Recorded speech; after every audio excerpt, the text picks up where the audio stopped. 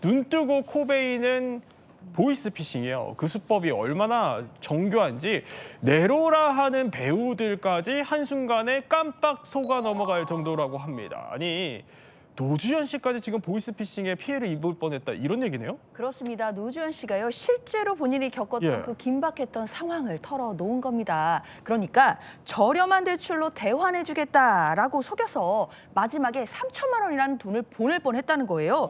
그런데 그 순간에 조금 이상하다라는 생각을 해서 송금 직전에 중단을 했다라는 건데요. 그래요? 특히 네. 이상했던 지점이 거래하는 은행에는 절대 얘기하지 말라 이렇게 했다는 겁니다. 사실 금융기관과의 소통을 방지하는 얘기를 했다는 것, 이게 의심의 포인트가 됐다라는 건데 예. 실제 보이스피싱범들이 주로 쓰는 수법 중에 하나가 금융기관에 절대 알리지 말아라 이런 얘기거든요. 그렇기 때문에 이런 네. 전화 받으시면 경각심 가지셔야겠습니다. 그렇겠네요. 그러니까 돈을 일단 안 보내셨길 정말 천만 다행이에요. 그런데 비슷한 일이 노주현 씨한테 또 있었어요. 네, 지난해 3월에 보이스피싱 피해를 입었다라고 합니다. 예. 이제 노주현 씨가 급할 때 돌아가라는 그 옛말이 참 맞는 말인 것 같다라면서 과거의 사기 피해를 또 털어놨었습니다. 이제 노주현 씨가 안성에서 카페 겸 레스토랑을 운영을 하고 있는데 한때 소상공인 지원이 인터넷에 올라와서 신청을 했다라고 합니다. 그리고 나서 한 달 뒤쯤에 예. 검사에 통과를 했다라는 연락이 왔는데 교묘하게 다른 데 혹시 대출이 있냐라고 물어서 그렇다고 했더니 네. 금리를 낮은 쪽으로 대환을 하려고 해야 되는데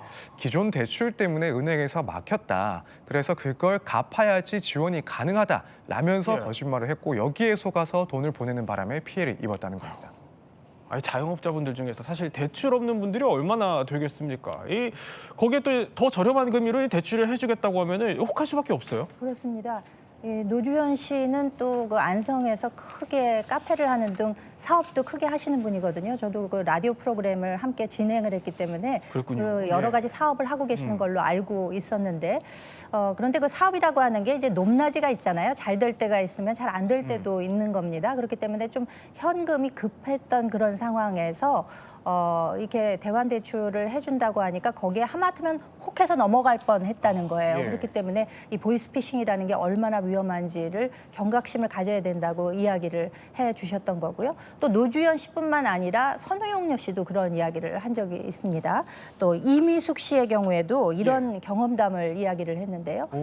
이미숙 씨의 경우에는 뭐 우리가 유명한 배우니까 예. 무슨 이런 대출 관계에 대해서 뭐 이런 것에 넘어갈까라는 생각을 하기가 쉽습니다만 소상공인 대출 이자를 낮춰준다는 문자를 받았다는 거예요. 근데 당시에는 일을 안 하고 있었기 때문에 좀 생활비에 타격이 있던 상황이었다고 합니다. 네. 그렇기 때문에 자기도 모르게 이제 거기에 전화를 걸었다는 거죠. 전화를 해보니까 본인의 그 뭐 담보대출 내용이라던가 차 리스 내용 이런 것들을 너무나 소상히 알고 있다는 거예요. 그래서 의심을 못했었는데 거기서 안내해주는 대로 링크를 클릭해서 정보를 입력하려고 하자 네. 잘 되지 않았다는 거예요.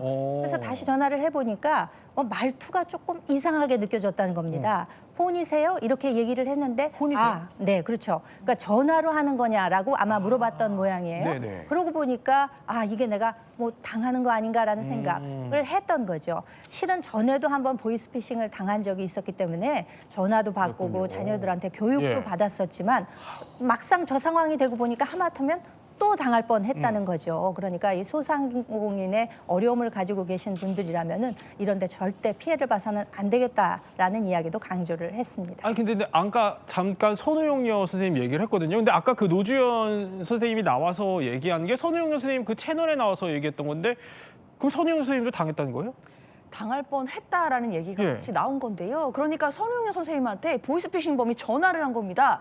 지금 예. 박미선 씨가 제주도에서 전화를 잃어버려서 어머니에게 연락을 하라고 했다. 네. 이런 전화가 왔다는 거예요. 그래서 일단은 이 전화를 끊고 나서 실제 박미선 씨에게 전화를 했다는 거예요. 그랬더니 어디냐 물어봤더니 박미선 씨는 제주도가 아니라 서울에 있어요 라고 했다는 겁니다. 이 전화 모두가 다 가짜였던 겁니다. 이것도 예. 아니 딸 같은 후배니까 공경에 처했다고 하면 얼마나 마음이 다급하겠어요. 그렇죠. 그러니까 이 피싱 수법의 그 여러 가지 교묘한 점들이 날이 갈수록 뭐 발전을 해야 될지 악화가 돼야 해야 될지 모르겠습니다만 그래서 피해 입는 분들이 더 많이 늘어나는 거 아니겠습니까? 사실 뭐 다급하다라고 하면서 자녀나 또는 뭐 부모 내지는 지인들이 전화를 하게 되면 사실관계를 확인해 볼 틈새도 없이 저도 모르게 피해를 그러니까요. 입게 되는 예. 경우가 있거든요. 그러니까 저런 경험담을 예사로이 듣지 말고 우리가 일상생활 속에서도 더욱더 큰 경각심을 가져야 되지 않을까라고 생각이 듭니다. 그런데요. 이렇게 절박함을 노린 뭐 전화, 문자 이것만 조심한다고 될 일이 또 아닙니다. 현실에서는 주머니를 털어가기도 한다고 하는데 영상으로 한번 볼까요? 무슨 일이죠?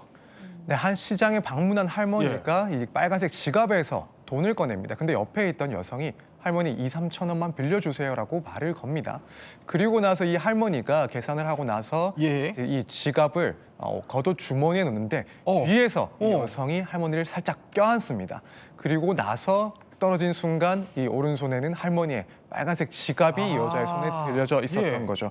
이 여성은 60대 A 씨인데 이 식재료를 사러 시장에 왔던 예. 할머니, 80대 할머니에게 접근을 해서 지갑을 훔쳤습니다. 아이고. 그 안에서 10만 원을 챙겨갔고 이 돈을 빌려달라고 하면서 주의를 분산시킨 뒤에 이런 범행을 저지른 것으로 드러났습니다. 아니 장 변호사님, 이 영상만 보면 뒤에서 누가 보면 아는 사람인 줄 알겠어요. 저렇게 끌어왔는데요. 그러게 말입니다. 예. 아무래도 전통시장에서는 현금을 좀 더 많이 쓴다라는 점을 노리고 지갑을 그래서 좀 털려고 했던 거 아닌가라는 생각이 드는데요. 저렇게 CCTV에 범행 장면이 고스란히 찍혔기 때문에 적발이 됐습니다. A씨는요, 과거에도 거동이 느린 노인을 상대로 소매치기 범행을 저질렀고요. 누범 기간에 또다시 범행한 것으로 드러났습니다. 경찰이 절도 혐의로 A씨를 입건했다고 하니까 엄정한 처벌이 있어야겠습니다.